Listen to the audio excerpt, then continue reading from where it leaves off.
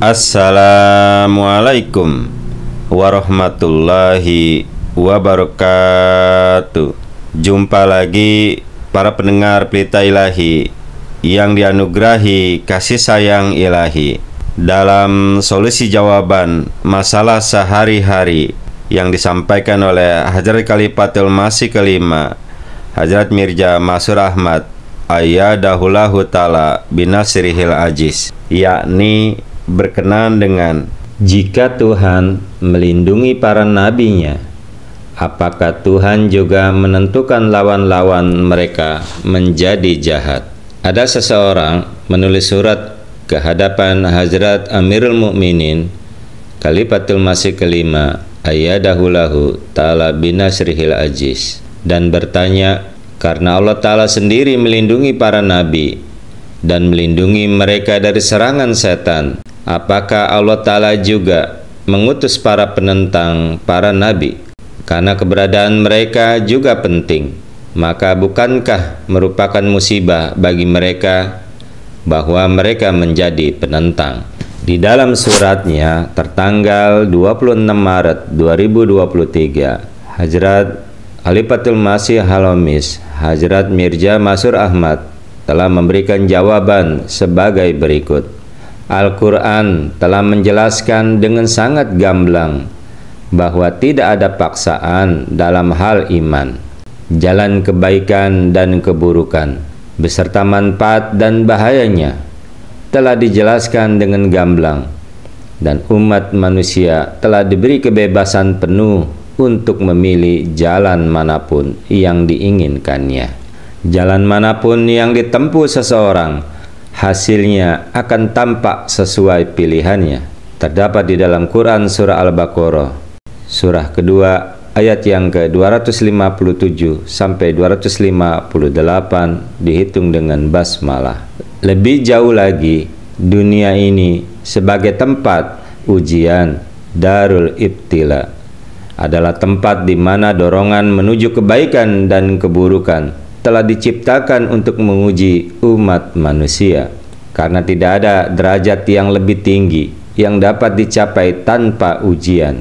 Oleh karena itu, sebagaimana setan berusaha menyesatkan manusia di dunia ini, demikian pula Allah Ta'ala menciptakan dorongan menuju kebaikan di dalam kalbu manusia melalui para malaikat-malaikatnya.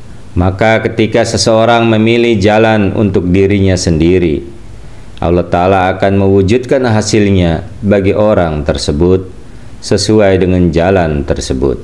Oleh karena itu, ketika para penentang para nabi, meskipun terdapat dalil-dalil yang jelas dan nyata yang mendukung mereka memilih jalan penentangan, mereka melakukannya sepenuhnya atas kemauan mereka sendiri. Tidak ada paksaan dari Allah Ta'ala atas mereka. Namun, karena orang-orang ini meninggalkan dorongan yang berasal dari para malaikat dan menerima dorongan setan, mereka pun jatuh ke dalam cengkeraman setan. Akibatnya, penolakan para penentang untuk menerima para nabi sebenarnya disebabkan oleh jatuhnya mereka ke dalam cengkeraman setan dan kesombongan yang terdapat dalam diri mereka yang menghalangi mereka dari rahmat ilahi untuk maju menuju kebenaran. Mereka membayangkan bahwa para pengikut orang yang mengakui sebagai nabi yang menyuruh kepada Allah Ta'ala hanyalah orang-orang yang sangat miskin, padahal mereka menganggap diri mereka agung, berilmu, dan lebih terpelajar dalam hal-hal keimanan. Oleh karena itu, mereka bertanya-tanya, bagaimana mungkin mereka bisa bergabung dengan golongan semacam itu atau berbeat di tangan orang semacam itu. Inilah alasan yang sama mengapa orang-orang saat ini tidak menerima imam zamannya. Sehubungan dengan hal ini, Hazrat Masih Maud wa Imam Mahdi alaihissalam telah bersabda, kesombongan adalah malapetaka yang tak kunjung hilang dari diri seseorang. Ingatlah, kesombongan berasal dari setan. dan menjadikan orang yang sombong itu setan. Selama seseorang tidak sepenuhnya menjauhkan diri dari jalan ini, ia tidak akan pernah mencapai penerimaan kebenaran dan rahmat Allah Ta'ala, karena kesombongan ini menjadi penghalang di jalannya. Oleh karena itu, janganlah menunjukkan kesombongan dalam bentuk apapun, baik karena ilmu, kekayaan, gengsi, kasta, dan keluarga, maupun garis keturunan. Karena kesombongan sebagian besar lahir dari hal-hal tersebut. Selama seseorang belum mensucikan diri dari kesombongan ini, ia tak akan menjadi orang yang dimuliakan dan dipilih di sisi Allah Ta'ala yang Maha Agung.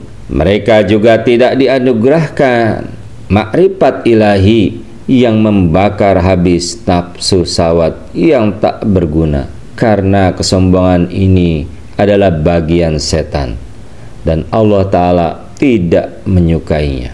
Terdapat di dalam pidato pada konvensi tahunan tanggal 29 Desember 1904, sebagaimana juga telah dikutip di dalam tafsir Masih Maud volume 4 halaman 189.